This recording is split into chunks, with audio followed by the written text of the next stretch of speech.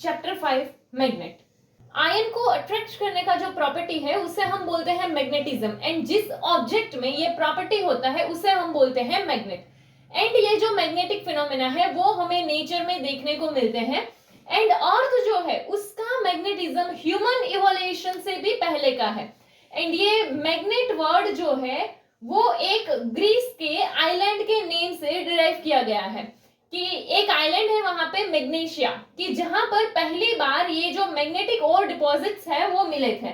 And इसीलिए उसके name से, उस आइलैंड के नेम से नेम रखा गया मैग्नेट। नाउ अगर हम मैग्नेटिज्म के लिए कुछ कॉमन आइडियाज देखें तो एक तो क्या है, अर्थ जो है वो एज अ मैग्नेट बिहेव करता है। एंड अर्थ का जो मैग्नेटिक फील्ड है वो कहां से कहां है, तो साउथ से नॉर्थ है। सी अर्थ जो है वो एज अ मैग्नेट बिहेव करता है। एंड अर्थ का जो मैग्नेटिक फील्ड है वो जियोग्राफिक साउथ से जियोग्राफिक नॉर्थ है। नेक्स्ट अगर हम देखें तो उसके बाद है कि सपोज हमारे पास कोई भी बायर मैग्नेट है, इस तरह से अगर हम कोई भी एक हमारे बायर मैग्नेट को रखते हैं तो क्या होगा, तो कि वो जो है always north and south direction जो है उसमें रहेगा। एंड यहाँ पर क्या होगा, तो कि इसका जो भी टिप होगा कि जो नॉर्थ साइड होता है तो उसे हम क्या बोल देंगे, नॉर्थ पोल। एंड उसका जो टिप है कि जो साउथ साइड होगा तो उसे हम क्या बोल देंगे, साउथ पोल। नेक्स्ट अगर हम देखें कि सपोज हमारे पास कोई भी दो मैग्नेट है, ठीक है, कि जैसे एक मैग्नेट ये है एंड एक मैग्नेट ये है। एंड अगर हम दोनों के नॉर्थ जो है उसे ऐसे रखे तो क्या होगा, यहाँ पे साउथ होगा तो ये नॉर्थ नॉर्थ पास में आ जाएगा, तो यहाँ पर क्या होगा, यहाँ पे होगा रिपल्शन। सेम चीज अगर हम दोनों साउथ को रखते हैं कि यहाँ पर साउथ है तो क्या होगा, यहाँ पर नॉर्थ होगा, तो ये दोनों जो साउथ साउथ है यहाँ पर भी क्या हमें देखने को मिलेगा, रिपल्शन देखने को मिलेगा। बट अगर हम नॉर्थ एंड साउथ को लेकर कि यहाँ पर नॉर्थ होगा, यहाँ पे साउथ होगा, तो यहाँ पे क्या होगा, साउथ एंड यहाँ पे क्या होगा, नॉर्थ। तो इसमें जो है हमें क्या देखने को मिलेगा, अट्रैक्शन। यानी कि नॉर्थ नॉर्थ हो या साउथ साउथ हो, दोनों में ही रिपल्सिव फोर्स देखने को मिलेगा। नॉर्थ साउथ है तो अट्रैक्टिव फोर्स देखने को मिलेगा। यानी कि यहाँ पर भी वो चार्जेस जैसा बोल सकते हैं कि लाइक पोल्स जो होंगे वो रिपल करेंगे, अनलाइक पोल्स जो होंगे वो अट्रैक्ट करेंगे। नेक्स्ट, हम मैग्नेट के नॉर्थ एंड साउथ पोल को आइसोलेट नहीं कर सकते हैं। लाइक कि अगर हम मैग्नेट है उसे अगर ऐसे तोड़ दे तो जो है दो मैग्नेट्स बन जाएंगे। अभी इस मैग्नेट में क्या होगा, ये नॉर्थ एंड साउथ ऐसा हो जाएगा, ना कि ये नॉर्थ एंड ये साउथ, ऐसा नहीं होगा, क्योंकि जब हम इसको तोड़ेंगे तो दो न्यू मैग्नेट्स जो है वो बन जाएंगे। इसके जो मैग्नेटिक प्रॉपर्टीज होगी उसके कंपेयर में इन दोनों की प्रॉपर्टीज थोड़ी सी वीक हो जाएगी। बट इसमें लाइक कि जैसे इलेक्ट्रिक चार्जेस है तो इलेक्ट्रिक चार्जेस को जैसे हम आइसोलेट कर सकते थे कि पॉजिटिव नेगेटिव, वैसे ही यानी कि इलेक्ट्रिक चार्जेस जो है उसके जैसे मोनोपोल्स एग्जिस्ट करते थे पॉजिटिव एंड नेगेटिव, वैसे ही मैग्नेटिक में मोनोपोल्स एग्जिस्ट नहीं करते हैं। यानी कि साउथ पोल नॉर्थ पोल ऐसे जो मोनोपोल्स है वो एग्जिस्ट नहीं कर सकते। इसमें नॉर्थ एंड साउथ ऐसे साथ में ही होंगे। अगर तुम इसको भी बीच में से तोड़ोगे तो फिर से दो नए मैग्नेट्स होंगे एंड उसमें दोनों पोल्स ही प्रेजेंट होंगे। इसके अलावा आयन एंड उसके अलॉयज जो है उससे हम मैग्नेट्स बना सकते हैं, बार मैग्नेट। नाउ अगर हमारे पास आयन पार्टिकल्स है एंड उसे हम मैग्नेट के आसपास में स्प्रिंकल करते हैं तो हमें कुछ इस टाइप का पैटर्न देखने को मिलता है। नाउ इससे हमें पता क्या चलता है, तो इससे हमें ये पता चलता है कि जो मैग्नेट है उसके दो पोल्स होंगे। लेकिन जिस तरह से जो इलेक्ट्रिक डाइपोल होता है उसमें दो चार्जेस होते हैं, वैसे ही इसमें मैग्नेट में दो पोल्स होंगे। एक पोल जो होगा वो होगा नॉर्थ पोल एंड जो दूसरा होगा वो होगा साउथ पोल। एंड अगर सपोज हमारे पास कोई भी एक बार मैग्नेट है उसे अगर हम ऐसे रखते हैं तो उसके ये जो दोनों पोल्स है उसमें एक जो है वो क्या, तो कि नॉर्थ की साइड पे पॉइंट करेगा एंड एक जो है वो साउथ की साइड पे पॉइंट करेगा।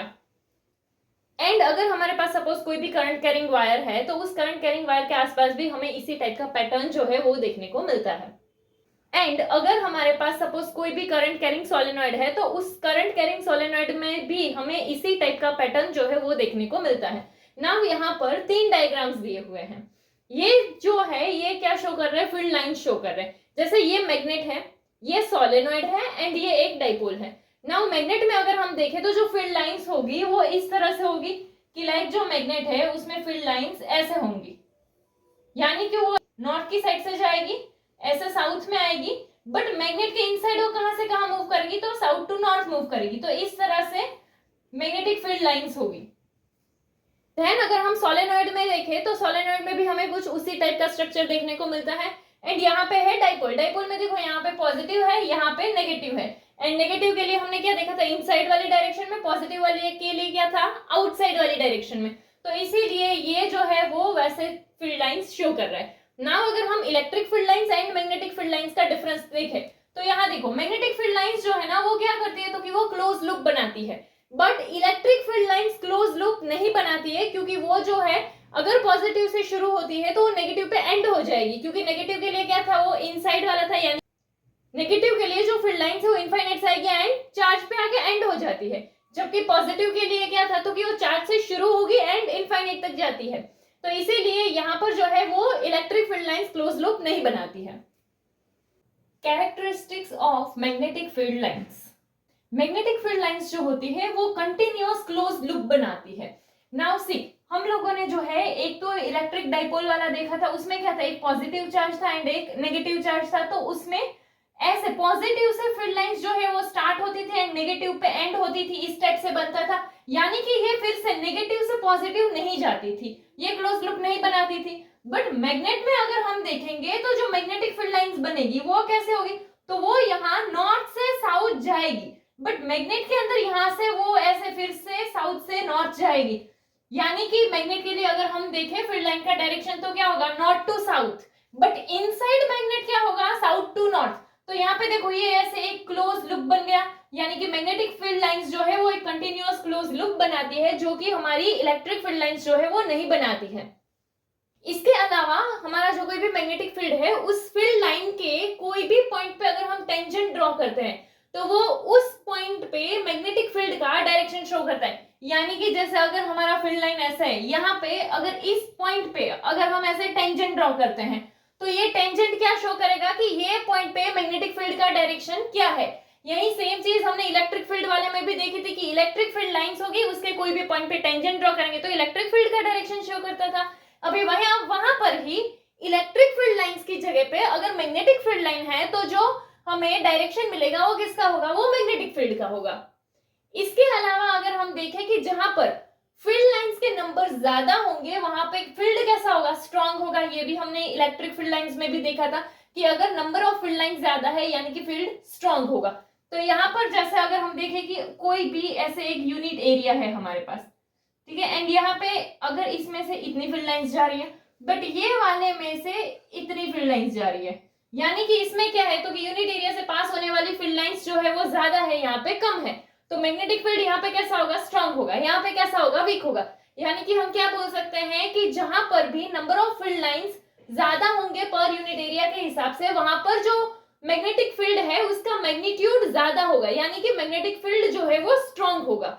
इसके अलावा मैग्नेटिक फील्ड लाइंस जो है वो कभी भी एक दूसरे को क्रॉस नहीं करती है। यही सेम चीज हमने इलेक्ट्रिक फील्ड लाइंस में भी देखी थी कि इलेक्ट्रिक फील्ड लाइंस कभी भी एक दूसरे को क्रॉस नहीं करती है। यानी कि अगर तुम्हारा यहाँ ऐसे एक मैग्नेटिक फील्ड लाइन जा रहा है तो यहाँ से दूसरी मैग्नेटिक फील्ड लाइन कभी नहीं जाएगी, ये चीज पॉसिबल नहीं है।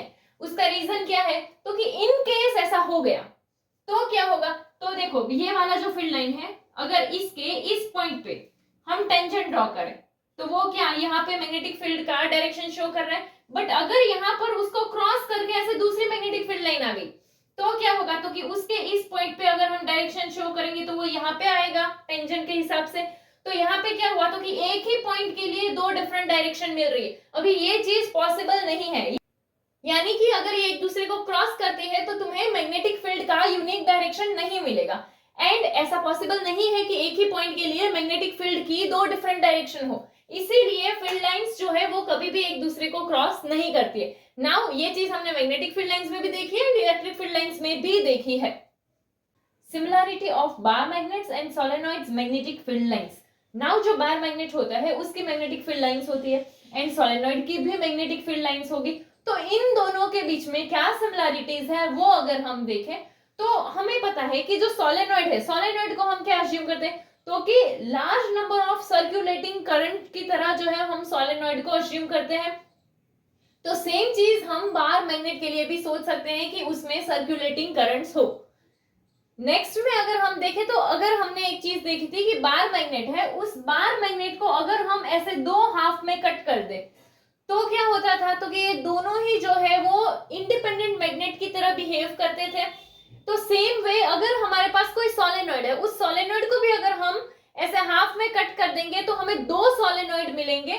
कि जैसे अगर हमारे पास ऐसे एक सोलेनॉइड है, इसे हम अगर ऐसे हाफ में कर देंगे तो हमें दो सोलेनॉइड मिलेंगे। बट ये दोनों सोलेनॉइड के लिए क्या होगा, तो कि इन दोनों का जो मैग्नेटिक प्रॉपर्टी होगा वो कैसा होगा, वीक होगा, जो पूरा सोलेनॉइड है उसके कंपेयर में। यही सेम चीज हमने बार मैग्नेट के लिए भी देखी थी। इसके अलावा कि बार मैग्नेट जो है उसकी मैग्नेटिक फील्ड लाइंस जो है वो कंटिन्यूअस क्लोज लूप बनाती थी, कि जैसे ऐसे एक पॉइंट से ऐसे आकर दूसरे पॉइंट से एंटर करती थी। तो सोलेनॉइड में भी वैसा ही होता है, ऐसे एक साइड से आके दूसरे साइड से एंटर करती है, यानी कि इसमें भी जो है वो कंटिन्यूअस क्लोज लूप बनाती है। इसके अलावा जो बार मैग्नेट होते हैं उसके लिए हमने एक्सियल पॉइंट पे मैग्नेटिक फील्ड फाइंड किया था। तो सेम वे सोलेनॉइड के लिए भी हम ऐसे मैग्नेटिक फील्ड फाइंड कर सकते हैं, एंड वो मैग्नेटिक फील्ड भी हमें ऐसा ही मिलेगा, जो क्या है, तो कि μ0/4π2m/r³। यहाँ पे ये μ0/4π तो कांस्टेंट है, एंड ये m जो है वो क्या है, तो मैग्नेटिक डाइपोल मोमेंट, एंड जो r है ये क्या है, डिस्टेंस। यही हमने सेम चीज जो है वो बार मैग्नेट के लिए भी देखा था ऐसा। Next, pole strength of a bar magnet. Magnetic pole जो है उस मैग्नेटिक पोल की स्ट्रेंथ को हम पोल स्ट्रेंथ बोलते हैं।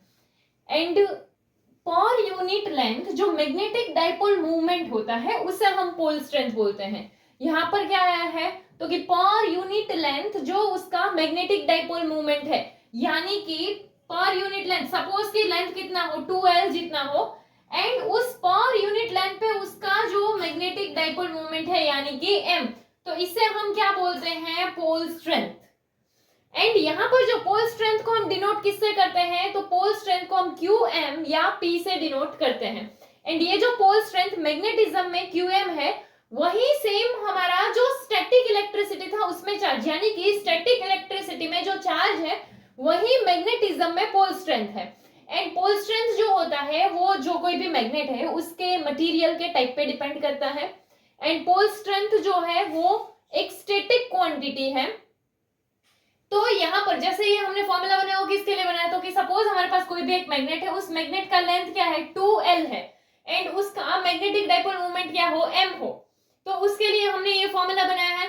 तो हम ऐसा भी बोल सकते हैं कि लाइक क्या, अगर हमारे पास जो मैग्नेट है उसका लेंथ 2l हो, एंड जो हमारे पास पोल स्ट्रेंथ है QM, तो उस टाइम पे जो मैग्नेटिक डाइपोल मोमेंट मिलेगा वो क्या होगा, m = QM2l। ये कैसे है, तो कि ये हमने देखा कि पोल स्ट्रेंथ ऐसा होगा, यहाँ पे ये QM आ जाएगा। नाउ ये यहाँ डिवीजन यहाँ आएगा तो मल्टीप्लीकेशन, तो m = क्या हो जाएगा, QM2l हो जाएगा। तो मैग्नेटिक डाइपोल मोमेंट का एक ये फॉर्मूला भी हो सकता है। सी, इससे पहले हमने मैग्नेटिक डाइपोल मोमेंट का जो फॉर्मूला देखा है वो है IA, एंड प्रेजेंटली जो हम एक फॉर्मूला देख रहे हैं वो क्या है, QM2l। एंड अगर हमें पोल स्ट्रेंथ का यूनिट देखना है तो पोल स्ट्रेंथ का यूनिट क्या होता है, ampere metre. Now pole strength का यूनिट एम्पियर मीटर कैसे होगा, तो कि यहाँ पे देखो ये है QM, अभी ये मैग्नेटिक डाइपोल मोमेंट है, मैग्नेटिक डाइपोल मोमेंट का ऐसा यूनिट क्या होगा, तो कि एम्पियर मीटर स्क्वायर होगा, क्योंकि ये करंट है, करंट के लिए एम्पियर, एंड ये एरिया है, एरिया के लिए मीटर स्क्वायर, अपॉन में L के लिए क्या होगा, लेंथ यानी कि मीटर।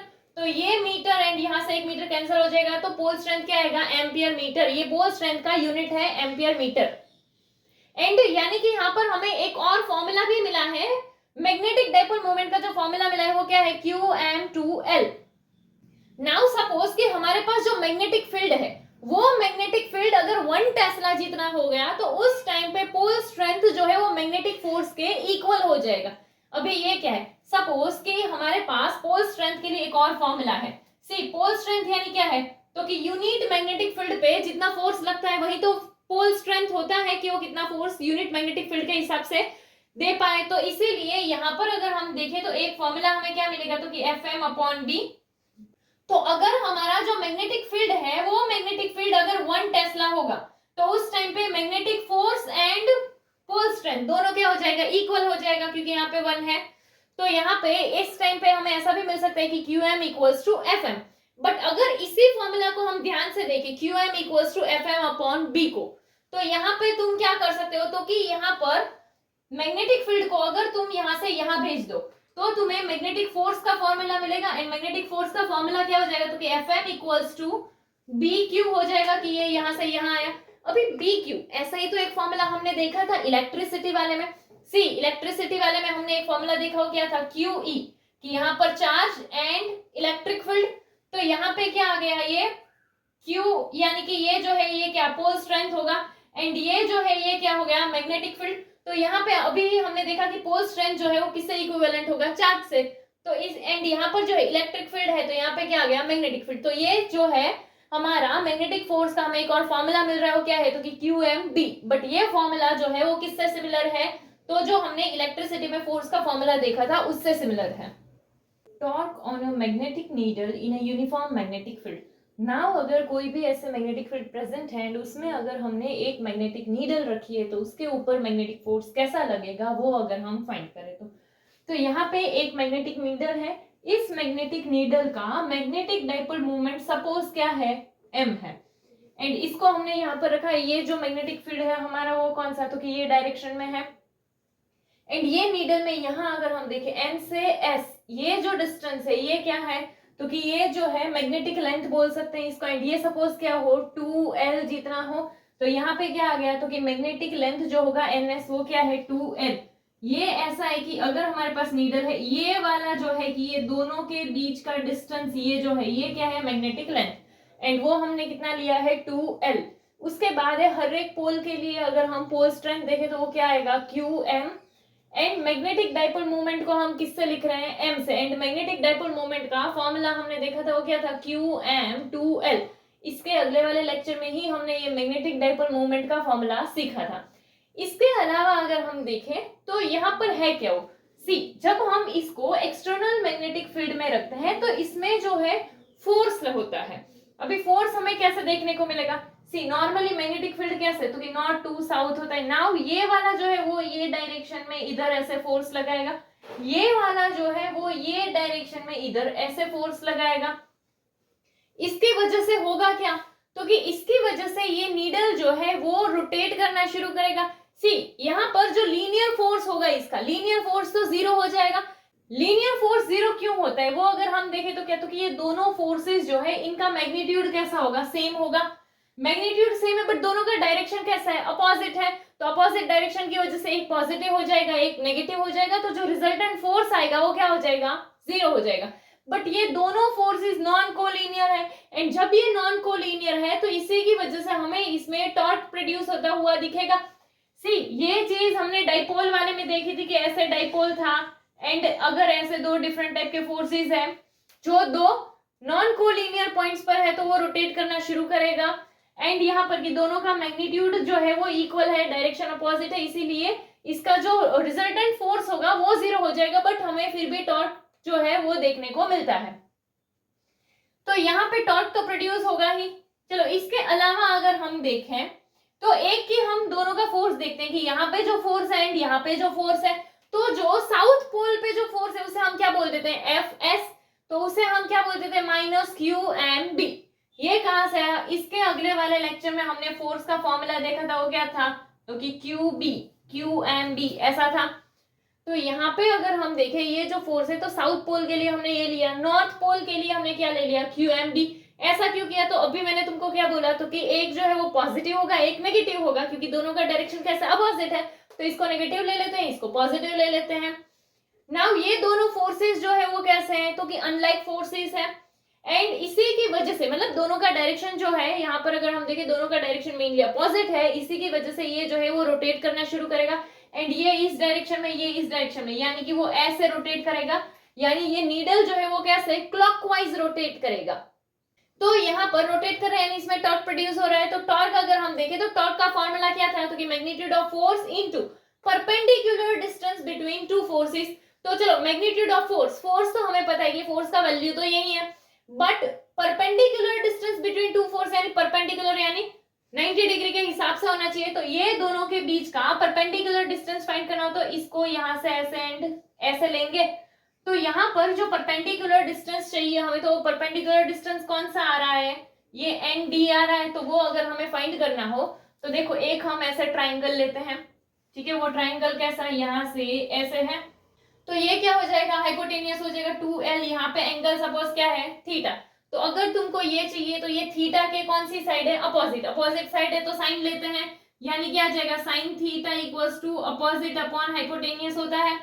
चलो तो यहाँ पे अगर हम देखें अपोजिट यानी ये वाला, तो ये इधर नेम क्या है, एन डी है, तो यहाँ क्या आ जाएगा तो कि sine theta equals to N D upon hypotenuse, hypotenuse कितना है 2l, यहाँ क्या आ जाएगा 2l, ये यहाँ डिवीजन, यहाँ आया तो मल्टीप्लीकेशन, तो इसीलिए क्या आ जाएगा N D equals to 2l sine theta, तो यहाँ पर वो वैल्यू हमें मिल गया।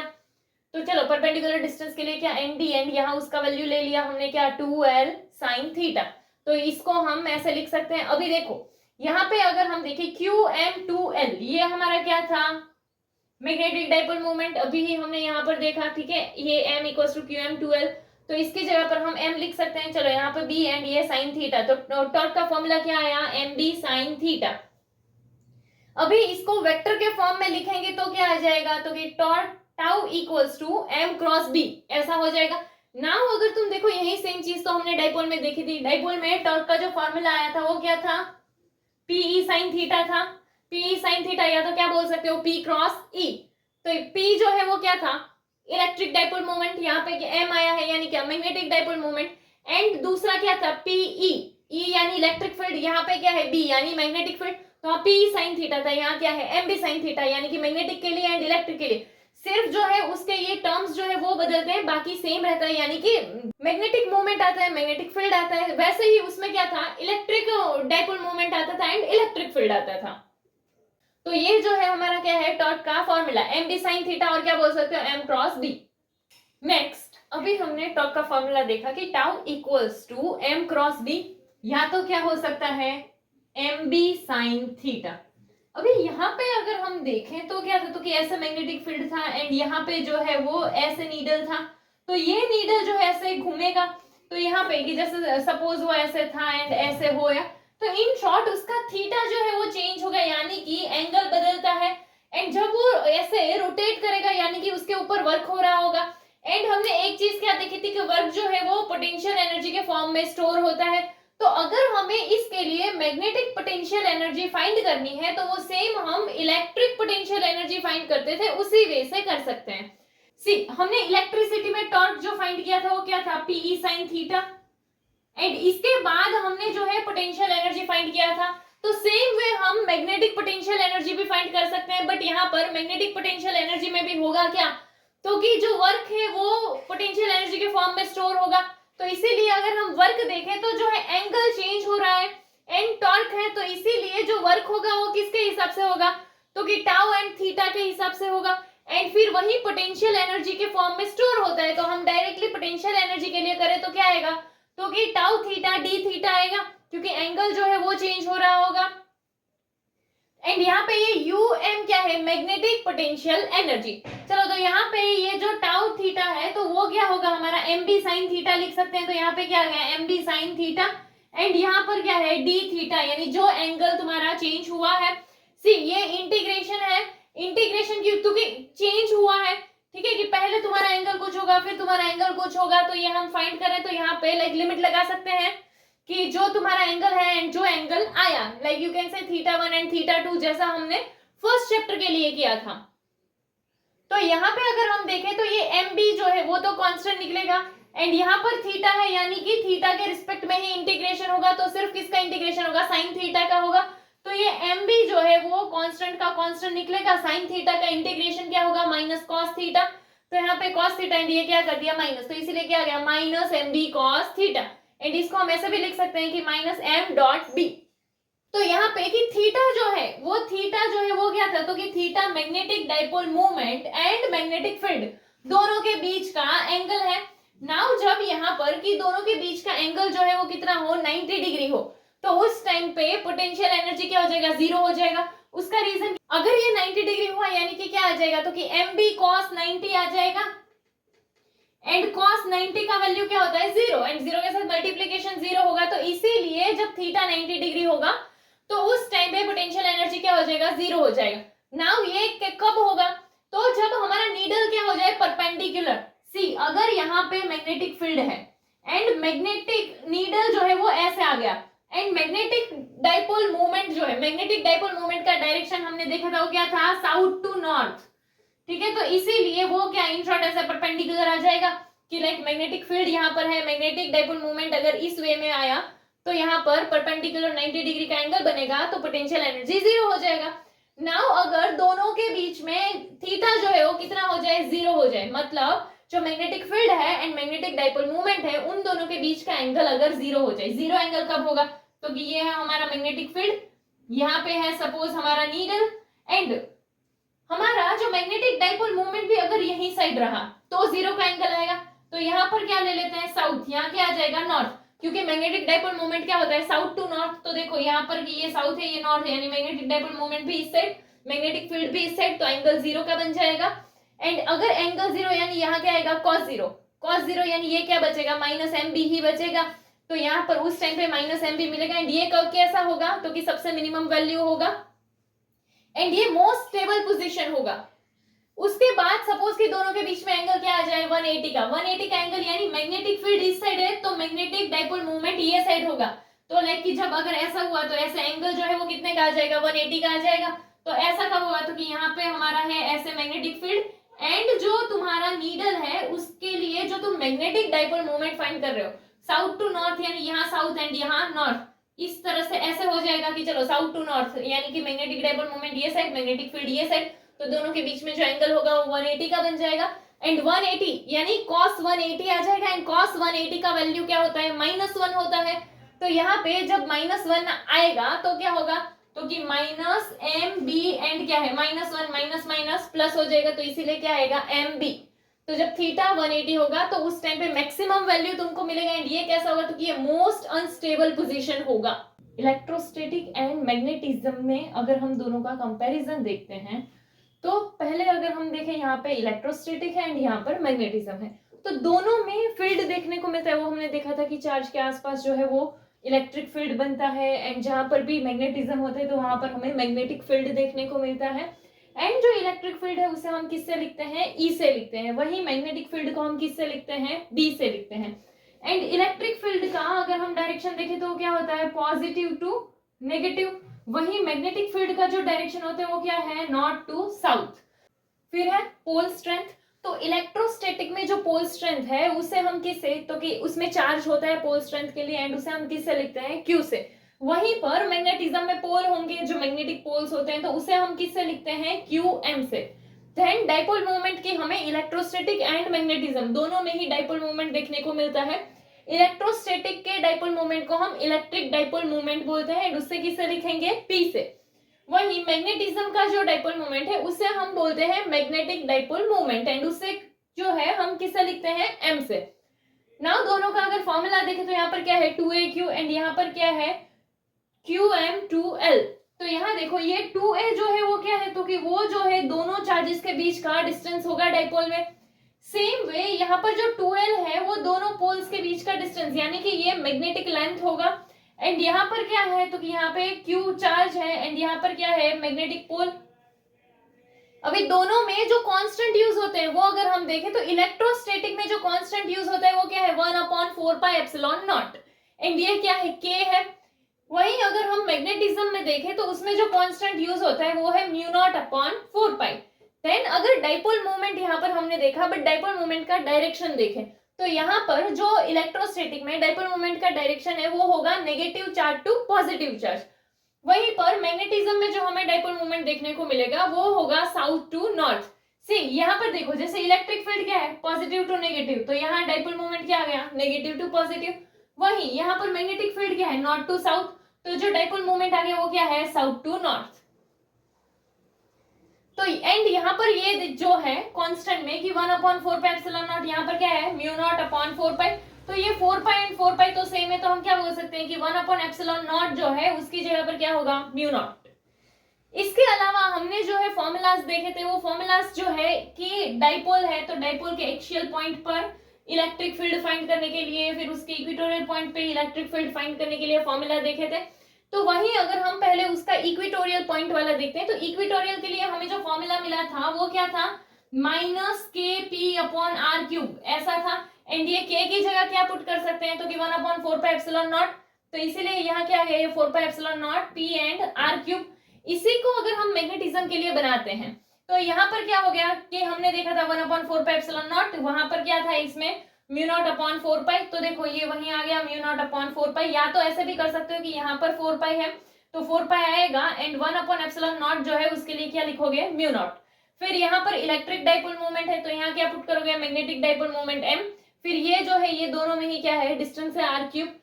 फिर अगर एक्सियल पॉइंट देखें तो एक्सियल पॉइंट पे जो फॉर्मूला आया था इलेक्ट्रोस्टैटिक में वो क्या था 2kp/r³ था एंड k की जगह वैल्यू पुट करोगे 1/4πε0, इसीलिए यहाँ पर नीचे जो है वो ऐसे है कि 4πε0, देन ऊपर क्या बचेगा यहाँ पर 2np, तो यहाँ पर आ गया 2np एंड नीचे क्या है r³। तो इसी से अगर हम ये मैग्नेटिज्म वाला देखेंगे तो 2 है इसके लिए 2 आ जाएगा एंड यहाँ पर जो है ये इलेक्ट्रिक डाइपोल मोमेंट है तो यहाँ पर क्या आ जाएगा magnetic dipole moment and then यहाँ पर जो है क्या 1/4πε0, उसी के हिसाब से यहाँ पर जो कांस्टेंट है वो क्या है μ0/4π देन r³ एंड r³। तो ये भी हम दोनों को ऐसे कंपेयर कर सकते हैं। इसके अलावा हमने जो है इलेक्ट्रोस्टैटिक में एक देखा था कि जब कोई भी एक्सटर्नल इलेक्ट्रिक फील्ड में डाइपोल रखते हैं तो उसमें टॉर्क प्रोड्यूस होता था एंड वो टॉर्क जो है वो हमें कैसे तो कि P×E से मिलता था। तो सेम वे अगर एक्सटर्नल मैग्नेटिक फील्ड प्रेजेंट है एंड अगर हम उसमें कोई भी मैग्नेटिक नीडल या बार मैग्नेट को रखते हैं तो उसमें भी हमें टॉर्क देखने को मिलेगा एंड वो टॉर्क जो है वो किसके तो कि M×B के हिसाब से होता है ना। उसी यहाँ पर P जो है वो क्या है इलेक्ट्रिक डाइपोल मोमेंट, तो यहाँ पर वही आया मैग्नेटिक डाइपोल मोमेंट। देन यहाँ पर क्या है इलेक्ट्रिक फील्ड, तो यहाँ पर उसके साथ क्या आया मैग्नेटिक फील्ड। देन हमने उसमें एनर्जी देखा था कि जब एक्सटर्नल फील्ड में प्रेजेंट है तो उसका जो एनर्जी होगा वो क्या होगा, तो वो कितना आया था -P.E, तो इसमें भी क्या होगा -M.B। तो ये जो है कि किसके लिए इलेक्ट्रोस्टैटिक में जो चीज है वही मैग्नेटिज्म में क्या होती है वो हमने देखा। नेक्स्ट अभी हमने देखा कि इलेक्ट्रोस्टैटिक में जो है वो क्या 1/ε0 है, तो वहीं पर मैग्नेटिज्म में हमें क्या देखने को मिल रहा था μ0। तो ये जो ε0 है वो क्या है परमिटिविटी ऑफ वैक्यूम, वहीं पर जो μ0 है वो क्या होता है परमिएबिलिटी ऑफ वैक्यूम। एंड यहाँ पर ये जो ε0 है उसका वैल्यू क्या था 8.85 into 10⁻⁻12। वही μ0 का वैल्यू अगर हम देखें तो μ0 का वैल्यू क्या होगा, तो μ0 का वैल्यू होगा 4π into 10⁻⁻7। देन अगर सपोज कि हमारे पास दो पॉइंट चार्जेस हैं एंड उन दोनों पॉइंट चार्जेस के बीच का इलेक्ट्रिक फोर्स अगर हम देखें तो उसका फॉर्मूला हमने क्या देखा था K(Q1Q2)/r² देखा था। तो यहाँ एंड K का वैल्यू पुट कर देते हैं तो 1/4πε0 Q1Q2/r²। यही चीज अगर हम मैग्नेटिक फोर्स के लिए देखते हैं कि दो मैग्नेटिक पोल्स हैं एंड उन दोनों मैग्नेटिक पोल्स के बीच का जो मैग्नेटिक फोर्स है तो वो क्या हो जाएगा यहाँ तो कि 1/4πε0 है, वहीं पर यहाँ क्या आ जाएगा μ0/4π। देन यहाँ पर ये जो जहाँ चार्ज है वहां पर इसमें क्या आएगा मैग्नेटिक पोल्स आएंगे तो Qm1 एंड Qm2। फिर r² दोनों में अपॉन में r² ही आएगा, r जो है वो क्या है डिस्टेंस है। देन अगर हम देखें वर्क डन कि जो वर्क डन के लिए जो फॉर्मूला है वो क्या है तो कि Pe cos θ1 - cos θ2, वही चीज इसमें क्या आ जाएगी Mb cos θ1 - cos θ2। ये जो P था वो electric dipole moment and electric field है, वही यहाँ पर ये क्या हो गया magnetic dipole moment and magnetic field. Gauss law for magnetic field. Now यहाँ पे हमारे पास एक डायग्राम है जिसमें ये जो है वो क्या है मैग्नेटिक फील्ड है एंड उसमें एक सरफेस आया हुआ है एंड ये जो क्लोज सरफेस है वो क्या है S है। अभी इस सरफेस को B जितने मैग्नेटिक फील्ड में रखा हुआ है। सो ये जो सरफेस है इसे हम ऐसे स्मॉल पार्ट्स में डिवाइड है ऐसा सोचते हैं कि ये जो है ये क्या तो ये स्मॉल एरिया एलिमेंट्स होंगे। सो नाउ ऐसा ही एक एलिमेंट हम लेते हैं क्या डेल्टा S एंड ये जो डेल्टा S वाला एलिमेंट है उसमें से पास होने वाला मैग्नेटिक फील्ड कौन सा ये है। तो एंड यहाँ पर देखो कि ये जो है ये डेल्टा S ये जो एरिया एलिमेंट है इसका अगर एरिया वेक्टर देखे तो ये क्या है उसका एरिया वेक्टर है एंड ये मैग्नेटिक फील्ड है, इन दोनों के बीच का जो एंगल है वो क्या है थीटा है। तो यहाँ पर ये एरिया एलिमेंट है उसमें से पास हो रहा है मैग्नेटिक फील्ड B एंड यहाँ पर अगर हमें इसके लिए मैग्नेटिक फ्लक्स फाइंड करना है तो फ्लक्स को हम किससे लिखते थे फाई से, तो मैग्नेटिक फ्लक्स है तो क्या हो जाएगा delta phi B equals to B dot delta S। Now अगर तुम इलेक्ट्रिक फ्लक्स देखो तो इलेक्ट्रिक फ्लक्स जो हमने देखा था वो क्या था E डॉट डेल्टा S था, electric field into area element. तो वैसे यहाँ पर क्या है B डॉट डेल्टा S यानी magnetic field into area element. So यहाँ पर ये जो है हमें ये सिर्फ एक एरिया एलिमेंट के लिए मैग्नेटिक फ्लक्स मिला है, बट अगर हमें टोटल फ्लक्स फाइंड करना है तो क्या, तो कि ये जो सारे एरिया एलिमेंट है इन सबके हिसाब से हमें जो मैग्नेटिक फ्लक्स मिल रहा है उसे हम क्या करते हैं, प्लस करेंगे। तो इसीलिए जो टोटल मैग्नेटिक फ्लक्स होगा वो क्या हो जाएगा, phi B equals to sigma all delta phi B, यानी ये जितने भी हमारे एरिया एलिमेंट है उन सब के लिए जो हमें फ्लक्स मिला है उन सब का क्या कर देते हैं, प्लस।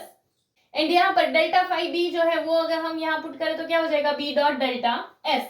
नाउ यहाँ पर अगर हम देखें तो जितनी मैग्नेटिक फील्ड लाइंस इसमें एंटर कर रही है उतनी ही क्या हो रही है, एग्जिट भी हो रही है, यानी कि सारी मैग्नेटिक फील्ड लाइंस इसमें से आ रही है बाहर चली जा रही है। तो इसी वजह से इसमें जो टोटल मैग्नेटिक फ्लक्स होगा वो क्या हो जाएगा, जीरो हो जाएगा। इसीलिए यहाँ पर जो है टोटल फ्लक्स जो है हमने क्या लिया, जीरो लिया।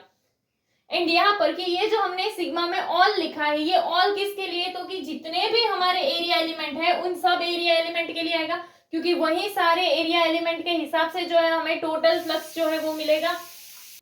सो नाउ मैग्नेटिज्म के लिए अगर हम गाउस लॉ देखते हैं तो उसके अकॉर्डिंग क्या है, तो कि जो मैग्नेटिक फ्लक्स होगा कोई भी क्लोज सरफेस के लिए, तो क्लोज सरफेस के लिए मैग्नेटिक फ्लक्स क्या होगा, जीरो होगा। एंड सपोज कि जो हमारा एरिया एलिमेंट है यानी कि जो डेल्टा एस है अगर वो जीरो हो गया तब भी जो फ्लक्स होगा वो क्या हो जाएगा, जीरो हो जाएगा। तो अगर ये एरिया एलिमेंट जीरो होता है तो भी जो हमारा फ्लक्स होगा वो क्या हो जाएगा, जीरो हो जाएगा। एंड ये क्या है, क्लोज सरफेस था, इसीलिए यहाँ पर क्या हम क्लोज इंटीग्रेशन भी ले सकते हैं। नेक्स्ट गाउस लॉ अगर हम इलेक्ट्रोस्टैटिक के लिए देखें तो उसमें हमें एक और फॉर्मूला मिला था फ्लक्स का, वो क्या था, तो कि phi equals to Q upon epsilon naught, ऐसा फॉर्मूला मिला था। एंड एक फॉर्मूला हमारे पास फ्लक्स के लिए क्या है, तो कि ई डॉट डेल्टा एस। सो यहाँ पे अगर हम देखें ये दोनों फॉर्मूला को कंपेयर करेंगे तो क्या बोल सकते हैं, तो कि E dot delta S equals to Q upon epsilon naught होगा। सेम वे यहाँ पर जो गाउस लॉ इलेक्ट्रोस्टैटिक के लिए अगर हम मैग्नेटिज्म के लिए देखेंगे तो मैग्नेटिज्म के लिए गाउस लॉ में यहाँ पे क्या आ जाएगा, जीरो हो जाएगा।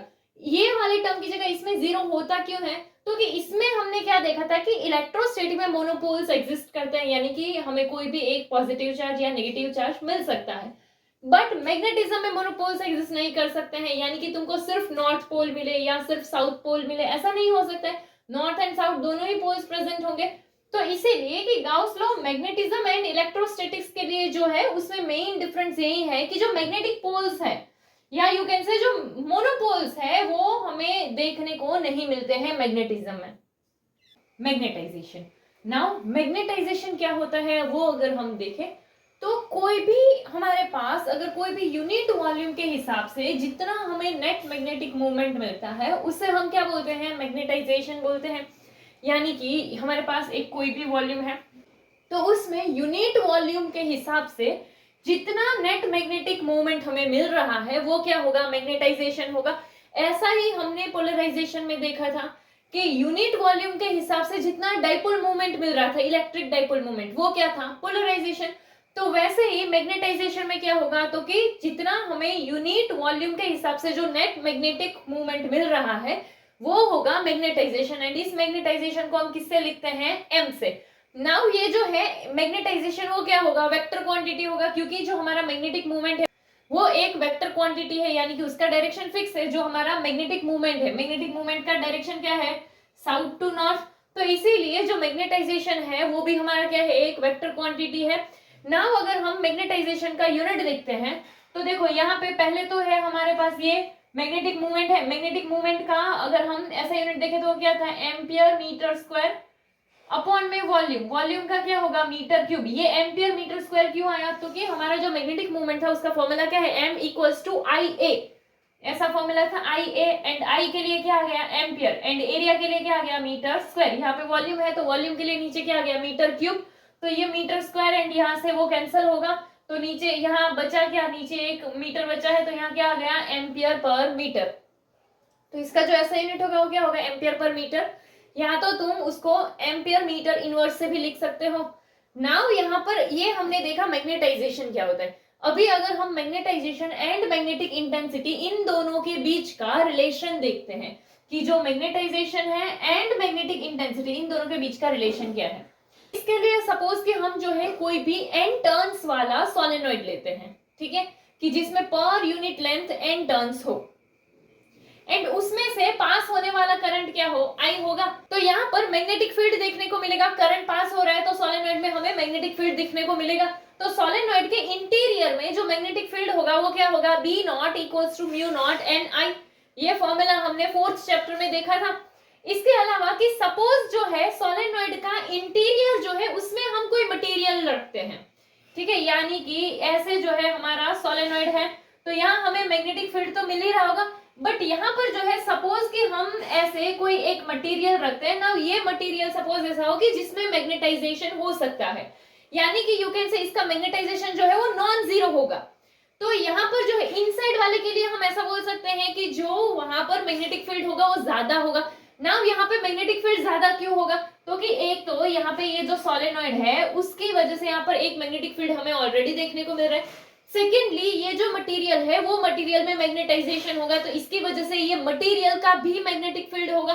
तो इसीलिए जो टोटल सोलेनोइड के इंटीरियर में हमें मैग्नेटिक फील्ड देखने को मिलेगा वो क्या होगा, B naught plus B M हो जाएगा।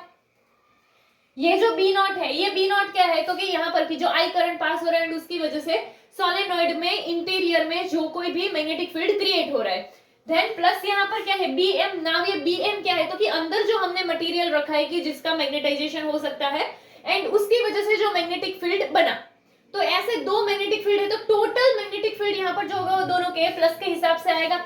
तो इसीलिए यहाँ पर जो अगर हमें सोलेनोइड के इंटीरियर में मैग्नेटिक फील्ड देखना है तो हम ऐसा भी ले सकते हैं कि B equals to B naught plus B M. B naught यानी सोलेनोइड का इंटीरियर का जो मैग्नेटिक फील्ड है वो, एंड बी एम यानी कि जो कोई भी मटेरियल कोर जो है उसकी वजह से जो मैग्नेटिक फील्ड है। एंड ये जो मैग्नेटिक फील्ड बना है, ये मैग्नेटिक फील्ड कैसा होगा, तो कि ये मैग्नेटिक फील्ड जो है वो मैग्नेटाइजेशन के हिसाब से आया है। तो हम ऐसा बोल सकते हैं कि ये जो मैग्नेटिक फील्ड है, ये मैग्नेटिक फील्ड मैग्नेटाइजेशन के डायरेक्टली प्रोपोर्शनल होगा, यानी जितना ज्यादा मैग्नेटाइजेशन होगा उतना ही स्ट्रॉन्ग मैग्नेटिक फील्ड होगा।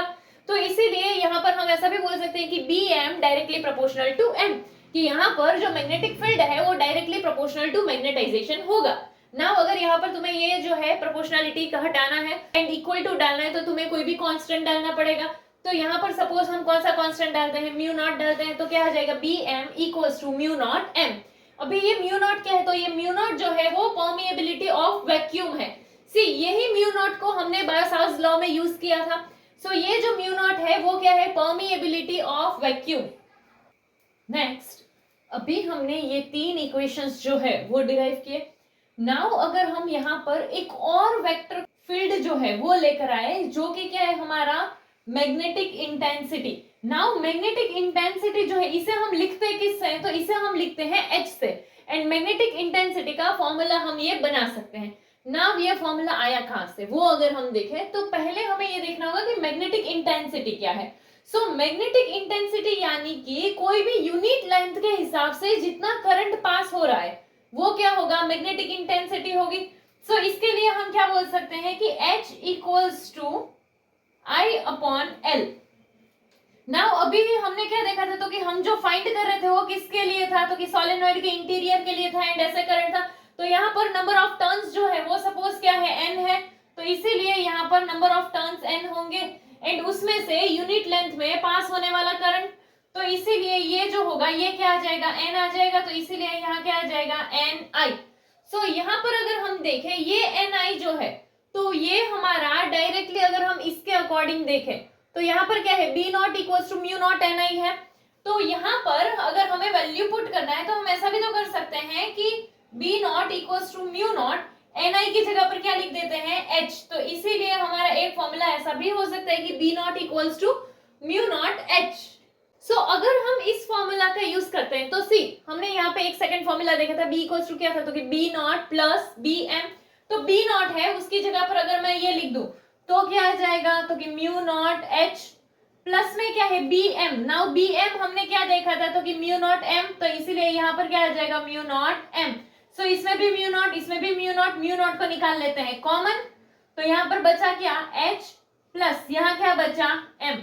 तो इसीलिए यहाँ पर जो तुम्हारा मैग्नेटिक फील्ड है वो तुमको ऐसा भी मिल सकता है कि mu naught H plus M. ये एच क्या है, मैग्नेटिक इंटेंसिटी, तो इसीलिए ये देखो ये तुमको जो है यहाँ पर मैग्नेटिक फील्ड जो मिला है वो क्या है, B equals to mu naught H plus M. And इसके अकॉर्डिंग अगर तुम मैग्नेटिक इंटेंसिटी का फॉर्मूला बनाओगे तो भी तुमको मिल जाएगा।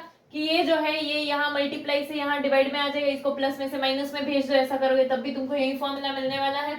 नाउ अगर हम मैग्नेटिक इंटेंसिटी के डायमेंशंस देखें तो उसके डायमेंशन सेम मैग्नेटाइजेशन वाले ही होते हैं। मैग्नेटिक इंटेंसिटी जो है उसका यूनिट क्या होगा, एम्पियर पर मीटर। नाउ ये एम्पियर पर मीटर क्यों आया, यहाँ पे अगर हम देखें करंट के लिए क्या हो जाएगा, एम्पियर अपॉन लेंथ के लिए क्या हो जाएगा, मीटर, सो एम्पियर पर मीटर, तो इसीलिए यहाँ पर ये जो हमें मिला है वो क्या है, ampere per metre. And then अगर हम देखें तो इससे हमने टोटल मैग्नेटिक फील्ड जो है वो देखा। सो यहाँ पर हमने क्या देखा, तो कि सोलेनॉइड में जो टोटल मैग्नेटिक फील्ड हमें मिल रहा है इंटीरियर में वो दो पार्ट्स पे है। एक तो एक एक्सटर्नल फैक्टर है, एक्सटर्नल फैक्टर क्या, तो कि जो भी करंट आ रहा है उस करंट की वजह से सोलेनॉइड में जो हमें मैग्नेटिक फील्ड देखने को मिल रहा है वो। एंड सेकेंडली ये है कि जो हमने अंदर एक मटेरियल रखा है, मैग्नेटिक मटेरियल, उसमें एक स्पेसिफिक नेचर है जो कि है मैग्नेटाइजेशन। एक जो है वो क्या, तो कि सोलेनॉइड के अंदर ये जो हमने एक मटेरियल रखा है कि जिसका मैग्नेटाइजेशन हो रहा है, तो मैग्नेटाइजेशन की वजह से उसका एक मैग्नेटिक फील्ड बनेगा। एंड इसके अलावा जो करंट पास हो रहा है उसकी वजह से एक मैग्नेटिक फील्ड, ऐसे करके टोटल दो जो है मैग्नेटिक फील्ड हमें देखने को मिल रहे हैं। Magnetic susceptibility of material. Now जो मैग्नेटाइजेशन होता है मटेरियल का वो प्रोपोर्शनल होता है मैग्नेटिक इंटेंसिटी से। हम क्या बोल सकते हैं कि m प्रोपोर्शनल टू h। यहाँ पे अगर ये प्रोपोर्शनलिटी का साइन हटाना है, इक्वल टू डालने तो कांस्टेंट डालना पड़ेगा। तो यहाँ पे हम जो कांस्टेंट डालते हैं वो क्या है, काई।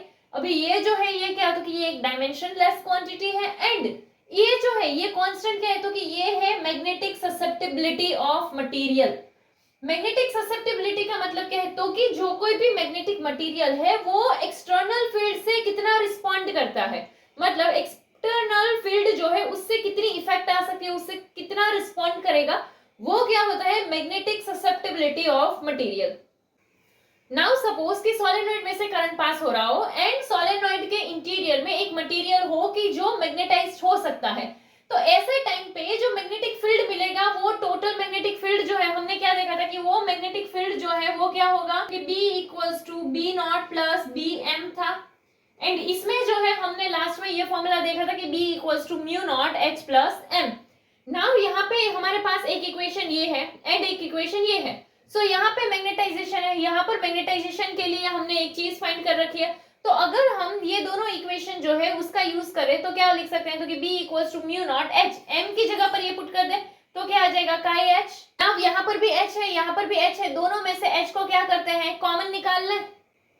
तो इसीलिए यहाँ क्या आ गया, H आ गया। नाउ यहाँ पर देखो तो B इक्वल्स टू यहाँ पर क्या था, म्यू नॉट तो था ही। नाउ इन दोनों में से हमने H को कॉमन निकाल लिया, तो यहाँ से H चला गया तो क्या बचा, 1 प्लस यहाँ पर जो है वो काई H था, H कॉमन निकला, यहाँ क्या आया काई, एंड यहाँ पर क्या है H। इसको हम ऐसे भी लिख सकते हैं, नाउ ये जो है हमारा म्यू नॉट 1 प्लस काई।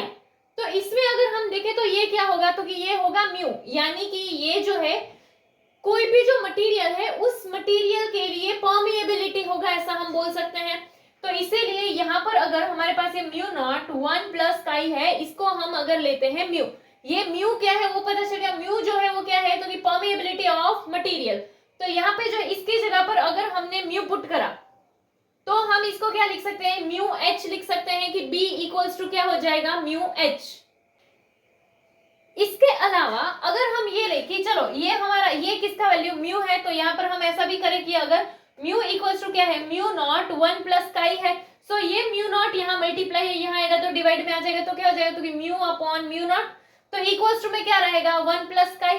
Now mu upon mu not, तो ये तो क्या है, तो कि रिलेटिव के हिसाब से, तो म्यू अपॉन म्यू नॉट को अगर हम ले क्या म्यू आर, ऐसा क्यों हुआ, तो कि यहाँ पर म्यू है, अभी हमने क्या बोला, म्यू क्या है, तो कि परमिएबिलिटी ऑफ मटेरियल। यहाँ पर म्यू नॉट जो होता है ये क्या होता है, परमिएबिलिटी ऑफ वैक्यूम। तो कोई भी मटेरियल है एंड अगर हम वैक्यूम ये दोनों का ले रहे हैं तो क्या होगा, रिलेटिव परमिएबिलिटी होगा। तो इसीलिए इन दोनों को जो है हम क्या बोल सकते हैं, म्यू आर बोल सकते हैं। तो इसीलिए 1 प्लस काई है उसकी जगह हम म्यू अपॉन म्यू नॉट भी लिख सकते हैं एंड म्यू आर भी लिख सकते हैं। यहाँ पे जो है म्यू आर जो है वो हमारा क्या होगा, रिलेटिव परमिएबिलिटी। एंड अगर हम उसका वैल्यू पुट करते हैं इसी में, चलो कि यहाँ पर जो हमारा है म्यू इक्वल्स टू क्या, म्यू नॉट 1 प्लस काई, तो म्यू नॉट का म्यू नॉट 1 प्लस काई है, उस 1 प्लस काई की जगह पर हम क्या डाल देते हैं, म्यू आर डाल देते हैं, जो ऐसे हमने डिराइव किया है कि ये म्यू नॉट यहाँ से यहाँ चला गया, तो mu upon mu naught equals to 1 plus chi आता है, but mu upon mu naught क्या है, म्यू आर, तो म्यू आर इक्वल्स टू क्या होगा, 1 प्लस काई। तो यहाँ पर 1 प्लस काई की जगह पर क्या पुट कर दिया, म्यू आर। तो इसीलिए यहाँ हमें क्या मिला, तो कि mu equals to mu naught mu r मिल सकता है। एंड अगर तुम इसको ऐसे ना देखो तो ऐसे भी देख सकते हो कि यहाँ पर जो है, यहाँ हमने क्या देखा, तो कि म्यू अपॉन म्यू नॉट जो था, म्यू अपॉन म्यू नॉट वो क्या था हमारा, म्यू आर था।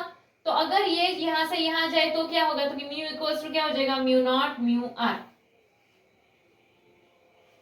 चलो, तो यहाँ पे म्यू इक्वल्स टू हमें क्या मिला, म्यू नॉट म्यू आर मिल सकता है।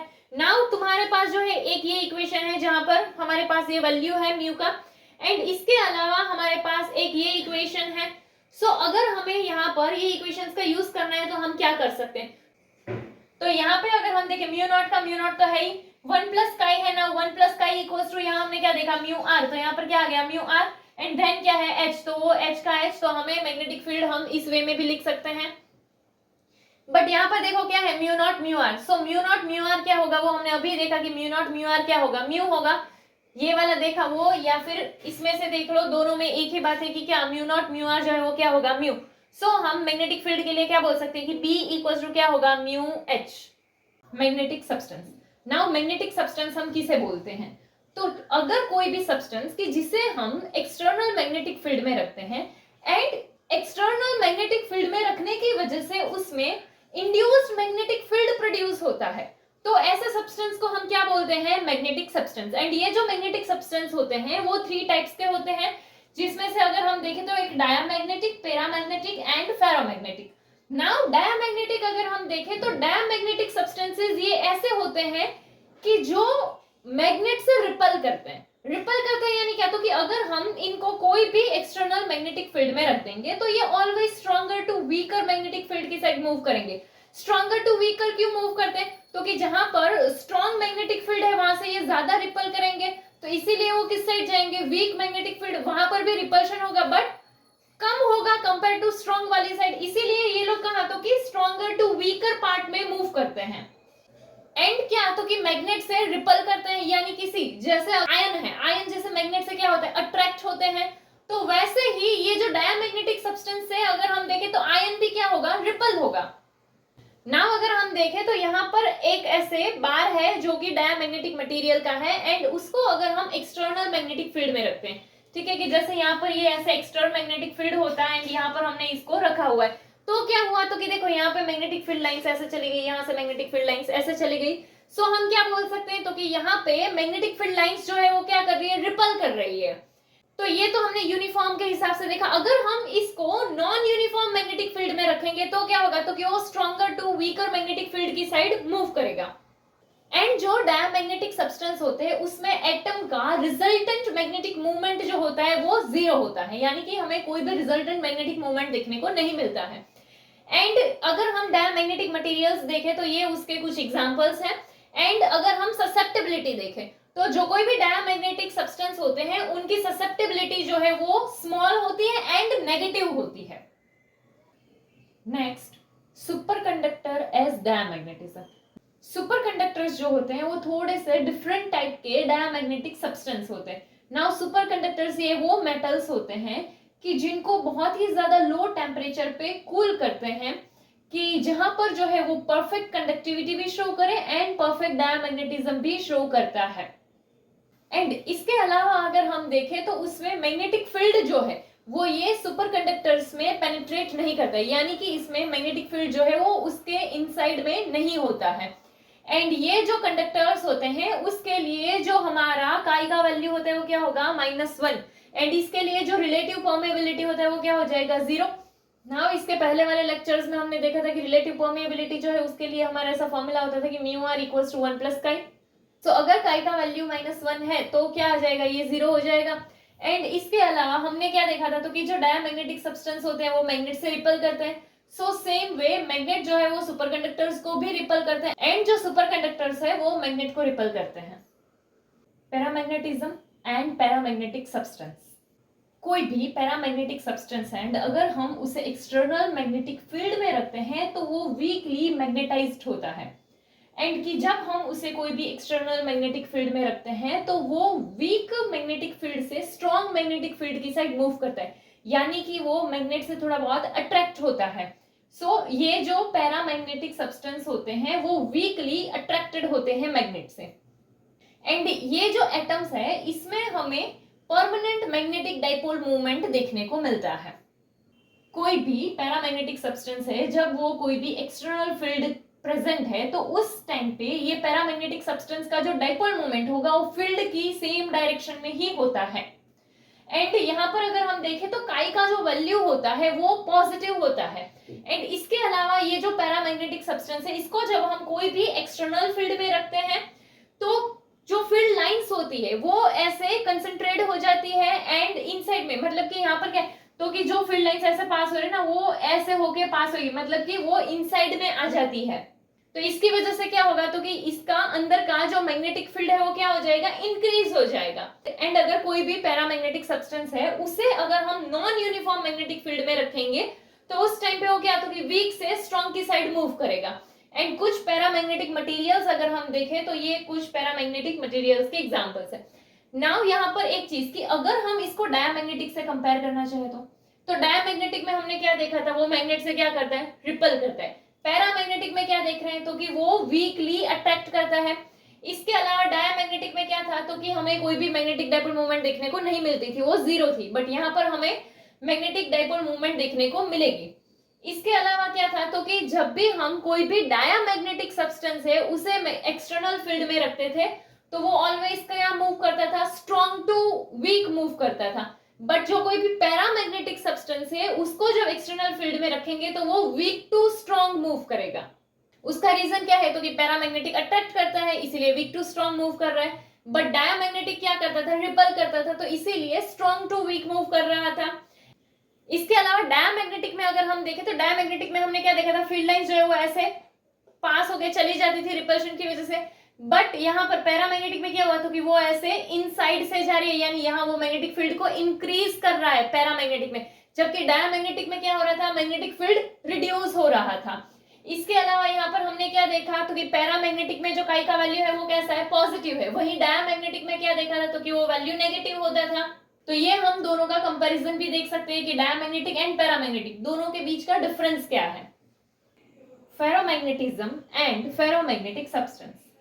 फेरोमैग्नेटिक सब्सटेंस जो होते हैं उन्हें अगर हम कोई भी एक्सटर्नल मैग्नेटिक फील्ड में रखते हैं तो वो स्ट्रांगली मैग्नेटाइज्ड होते हैं। एंड ये जो है इसमें स्ट्रॉन्ग टेंडेंसी होती है कि वो वीक मैग्नेटिक फील्ड से स्ट्रॉन्ग मैग्नेटिक फील्ड की साइड मूव करे। इससे पहले जो है हमने डायमैग्नेटिक एंड पैरामैग्नेटिक देखा था। डायमैग्नेटिक जो है वो क्या करते थे तो वो मैग्नेट से रिपल करते थे, एंड पैरामैग्नेटिक जो है वो क्या करते थे तो वो मैग्नेट से वीकली अट्रैक्ट होते थे। वही फेरोमैग्नेटिक जो होंगे ये मैग्नेट से स्ट्रांगली अट्रैक्ट होते हैं, एंड इसीलिए इनमें टेंडेंसी होती है कि वो वीक मैग्नेटिक फील्ड से स्ट्रॉन्ग मैग्नेटिक फील्ड की साइड मूव करते हैं।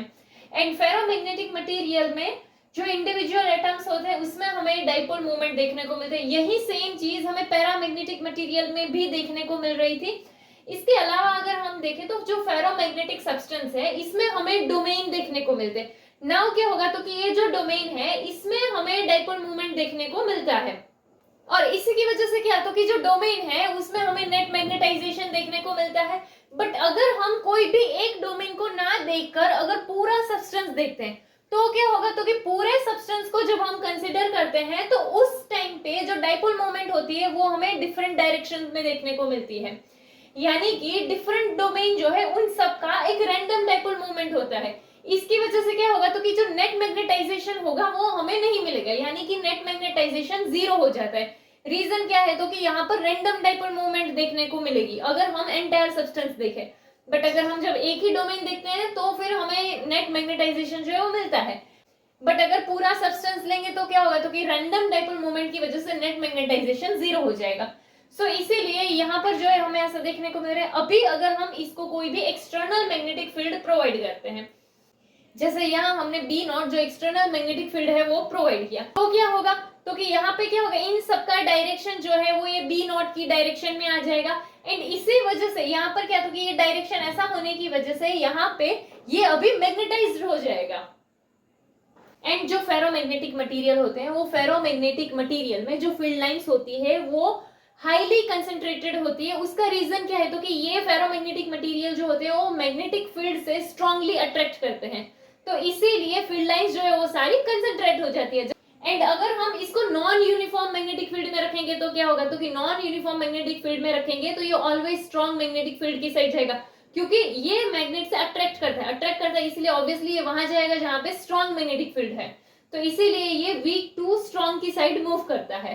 नाउ अगर हम देखें तो ये जो सारे हैं ये फेरोमैग्नेटिक सब्सटेंस है। इसके अलावा अगर हम देखें तो इसके लिए जो रिलेटिव परमिएबिलिटी होगा वो ग्रेटर देन 1000 है। तो ये जो हमने देखा वो फेरोमैग्नेटिज्म एंड फेरोमैग्नेटिक सब्सटेंस था।